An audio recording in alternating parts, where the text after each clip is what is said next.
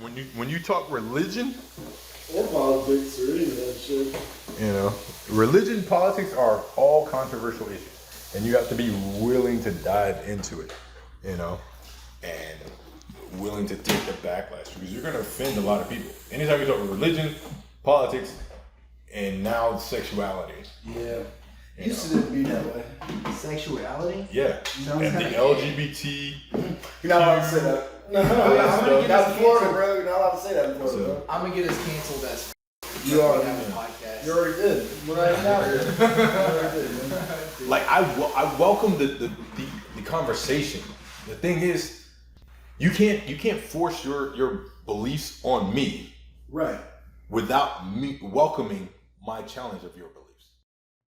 This is Room 356 with Claire, Chris, Marshall, and Justice. In this room, there's room for every topic. Let the debate begin. So our conversation is about religion and everything like that. All right, so continue. So we were talking about religion. So Chris, sorry, finish what you were saying. Well, I don't remember what I was saying, but we can continue this. I mean, We're talking about like regional. You were saying right, like part, a lot of part of the big difference with a lot of those things is because it's all regional, it's all cultural differences, which would affect a lot of different aspects of how things would be appreciated or worshipped or even developed. You know what I mean? Like down to the diet. You know, because you see, like, you have kosher and you have halal, and that was one of the things that made me realize that. You know, it's like those are two different ideologies, but like two very similar types of diet, but different. You know what I mean, for different reasons. And I feel like it's a cultural thing. And so, like, the whole documentation of that era or that period of time is like it's separated, like, not by religion but by culture. You know? exactly. And So there's a lot of universal points to all of them for that reason. And I agree with you because my argument, you know, I grew up in Christianity, but by talking to people from Islam and various backgrounds and everything like that, Judaism and stuff like that, my conclusion that I've come to is that religion is for a specific group of people who spoke a specific language in a specific region at a specific point in time in history. It was never meant to be universal.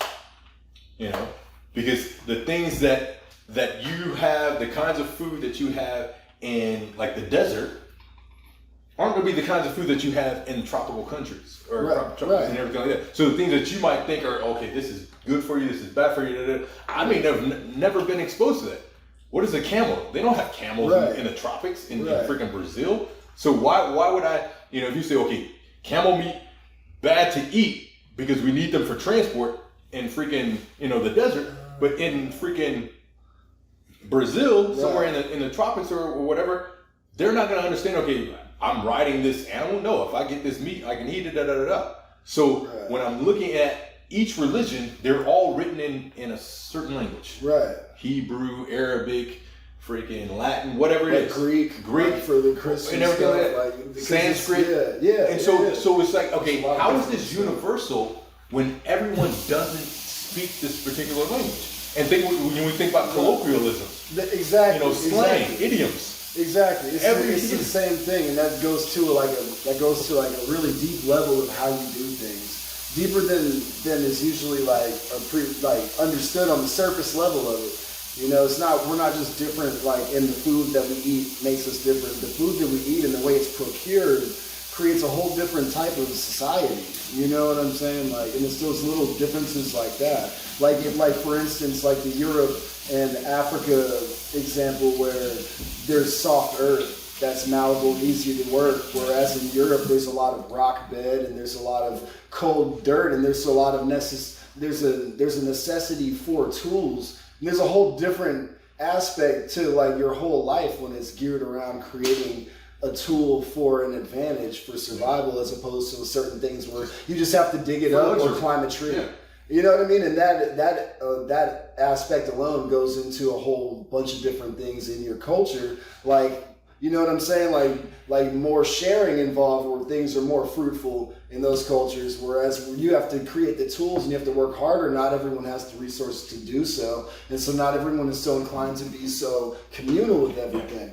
And that's completely based off of an example of how you procure your food, almost. Yeah. I mean, I could be wrong, and I often No. but this is just how I interpret the No, shit. because that's You know what I'm they saying? actually talked about that, and we've talked about that. I've talked about it with you. I've talked about it with Marshall regarding the ice people and the fire people.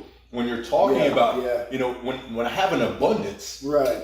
it's easier for me to give and caring, you know, not worry. Take whatever it is that you want. Yeah. But when it's a harsher environment where every little morsel matters, It's critical. then there's a little more cutthroat and everything like that. So when you're looking at these religions, and it's a matter of, I can take some principles from it. I can take some things and learning things from it. Right. However, if you look at them, one, there's so many similarities between them as far as, you know, the guiding principles and stuff like that.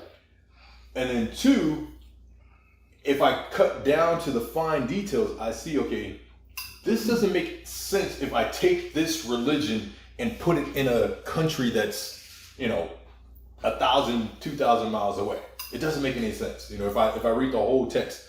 So it has to be regional. Okay, if I look at, what language was this religion initially written in? Okay. So you have religion to say that, okay, you can't eat swine, or you can't eat this particular meat. Is that found everywhere around the world? No. So it's not universal. So if I know that, okay, there's no religion that I can take to every single country around the world and introduce to every single person around the world that spoke this religion. If I take Arabic and I go to freaking South America and I start speaking Arabic, are they going to know what I'm talking about? No. If I take English and I go to a certain, English is a universal language but still though, so there's no religion that was written in every single language. Every religion started in one specific language in one specific region, which tells you that all religions are regional, written at a certain period of time for a certain group of people in a certain culture who practice certain principles. So none of them are divine, but that doesn't mean that I can't learn something from it. People moved around too. So, you know what I'm saying? Maybe not to the extent that it is now, but people in knowledge both moved around. You know what I mean? Like, a lot. You know what I mean? And I don't know. I don't feel like that's given as much credit as it should be. But at the same time, it's enough to like have people learn certain things and bring them back. But it's not enough to where, you know, everyone could have had a like one unified type of thing. But when you look at civilization is settling down. Right. You had the nomads who were moving around all the time. Right. But then when you start talking about civilization, agriculture and you go into actually setting up a place, we're setting up shop. That in itself, like, that's a big part of how society changed right there. Like that's like in the Bible. It's the Cain and Abel part of the Bible is about that, like the agricultural and nomadic settings, and like what could be provided by those two different lifestyles as a what do you call it? Like a sacrifice. You know what I'm saying? And like that's where the jealousy started. You know what I mean? And like this is from, I think it was from the New International Version, the Cultural Studies edition of the King James. You know what I'm saying? So not like the regular one, but I just thought that was an interesting point, because it was like one of the brothers was more in a nomadic setting, and so like his tribute was different than the one who could actually sit down and grow something, and that in itself created a jealousy. And that was at a time where the whole world was shifting from a nomadic to an actual, you know what I mean, like stay there and plot and plan and like build cities and type of like lifestyle, which is it's regional. Yeah. You know, because you're not going to have the same animals and stuff in freaking the desert as you are, like I said, in the tropics and stuff like that. Yeah, that's true. And so just kind of looking at religion developing over time, once people start trying to figure out what's going on, you know, how do I, you know, I see the sun coming up. Time was, you know, relative. You know, they didn't have watches and clocks and all that shit. You know, so it was like, okay, well, you know, let's track it and let's ascribe it to a deity. You know, well, okay, there's a sun god, there's a wheat god, there's a water god, there's a moon god, and all this other excess stuff. And so people just how do I explain it? I think you and I talked about this. And probably you and I talked about it as well, about I'm just trying to when I'm talking about things, because they didn't have written language. It was all just oral. It's a lot of oral stuff. Yeah, So it's like, okay, I'm trying to explain this to my child. When you tell your child a story, talk about the birds and the bees. Well, there was written, but it was. I'm not going to digress though. Go, keep going. No, go on. Yeah, no. I want to hear this though. Yeah, so we talking about like the birds and the bees. Yeah. If my kid asks me, okay, how are babies made? I'm not going to tell them the scientific, this is the adult version of, mommy and dad. No. We have the birds and the bees. Birds and bees don't have anything to do with humans having babies. But you tell a story, an allegory, a fable, a moral story, and everything like that you tell your child so that they have an understanding, a simple understanding of the process. Because it kind of has something to do with it, but not at all at the same time. Because like bees and stuff, you can talk about the pollinating thing, but you're not really saying exactly. You know what I'm saying? It's close, but it's not. So when you apply that, yes, exactly. So when you apply that to religion, right, and you look at, especially, again, I grew up Christian. Right. There's a lot of stories in the Bible, and if you read the Bible, the Quran, and the Torah, you see, the Torah, the first the Old 5 Testament, books, right? Excuse me, you see, there's a lot of similarities with the characters and the stories.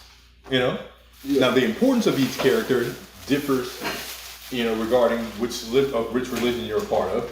Yeah. However, but you see that they're telling stories. In the Bible, they talk about parables. The parable of X, Y, Z, so on and so forth. So there's stories that are embellished, that are a little exaggerated. One, to give a point. They're morality stories.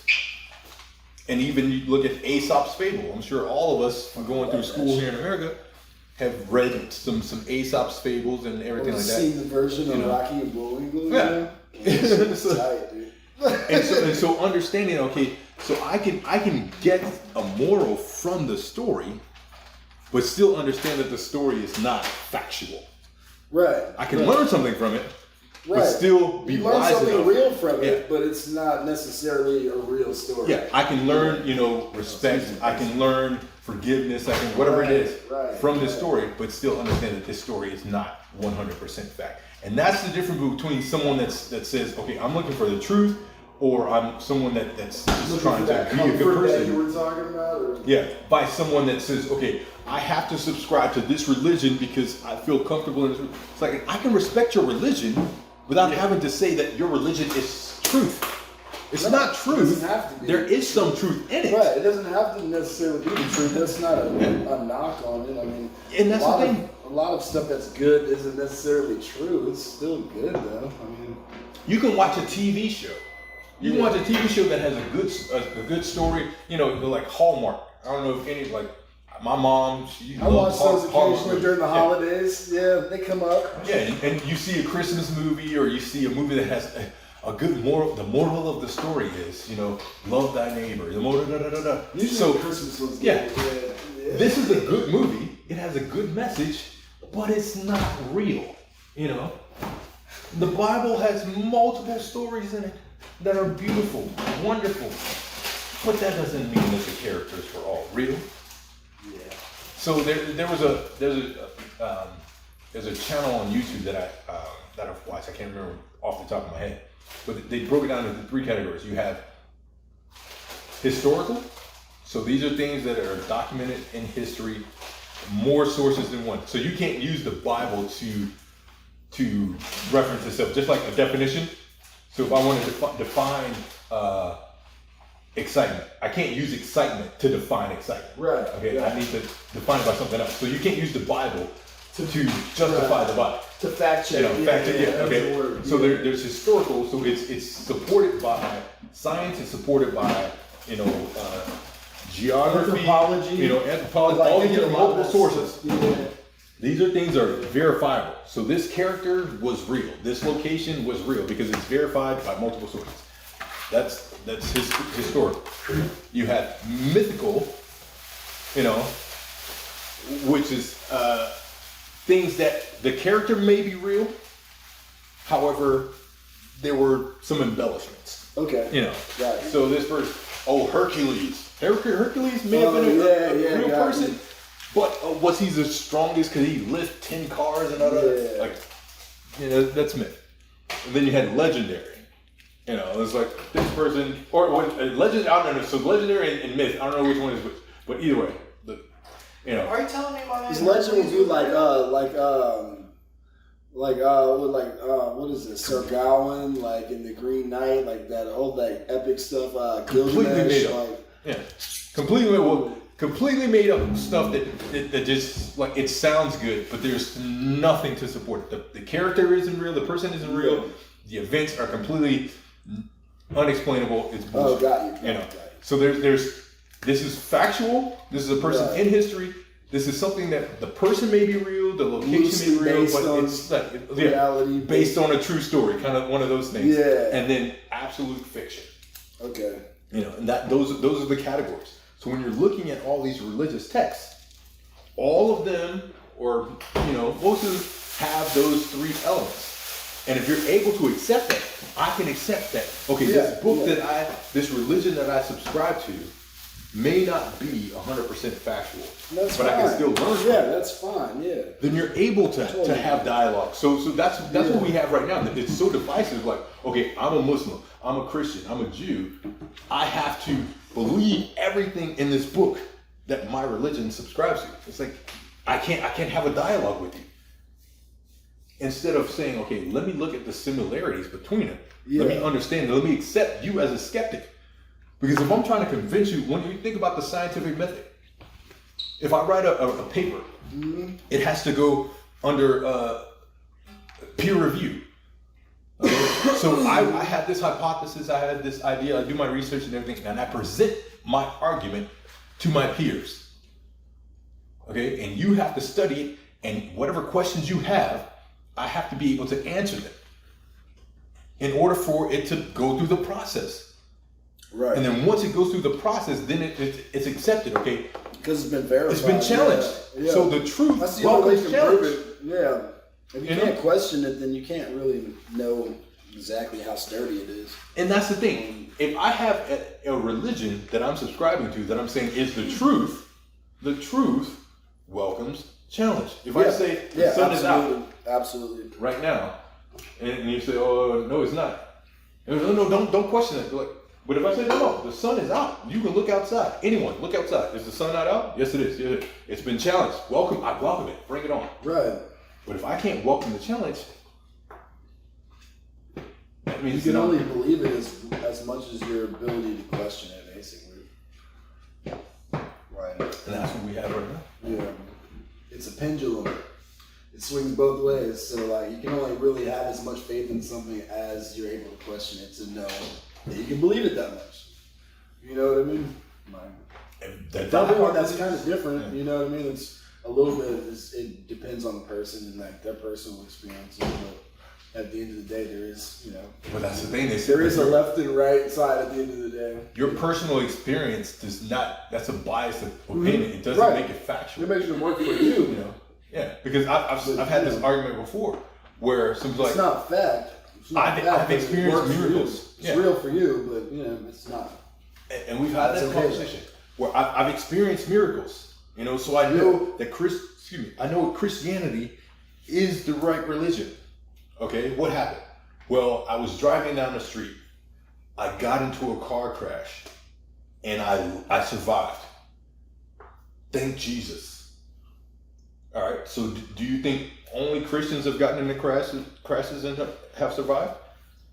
Okay. Imagine you're on the other side of the world, and a Muslim in the Middle East is driving, and they get into a car crash.